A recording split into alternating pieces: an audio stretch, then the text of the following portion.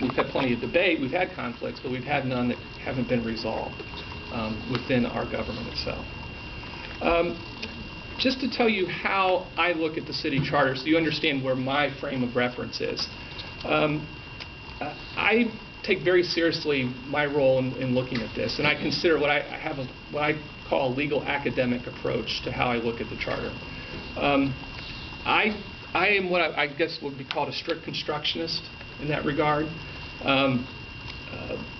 because our charter is so easily amended through referendum, through council enactments. I don't feel it's within my ability to read into the charter anything that isn't there. There are various theories of interpreting the United States Constitution, and one is the strict constructionist versus it's a living, breathing document that adapts over time. That may be more relevant discussion for the U.S. Constitution because it is so hard to amend. It would take a great national movement to amend the U.S. Constitution. So to me, it's a more legitimate argument to debate how we should interpret that. But for me, we have the wherewithal within our community. We have multiple times over many years since this charter has been in place amended it. So I tried to err on the side of what were the people thinking at the time it was written, what was the purpose and intent at the time it was written, and how do we apply it. I don't try to adapt it to whatever practical situation's in front of me at the time. If it's inconvenient, tough. That's why it was written, and we have to overcome that inconvenience through the proper mechanism, which would be a charter amendment.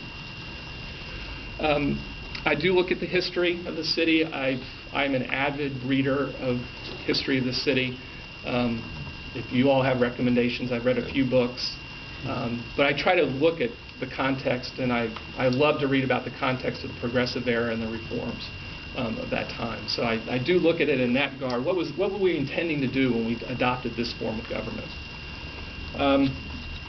Again, I know many people in this room have had a role in how our charter looks today. Please take no offense at anything I might say in that regard. I realize that the document is a product of compromise. That many people, even in context of compromises, apply different meanings to these words, things that we're looking at, and how they might apply. So because I think something isn't rational in my mind and thought and how I recommend it be applied, doesn't mean that you all were irrational in drafting it or creating it. I intend no offense, and I want this to be an open and engaged conversation. So please interrupt me also if you have any comments along the way.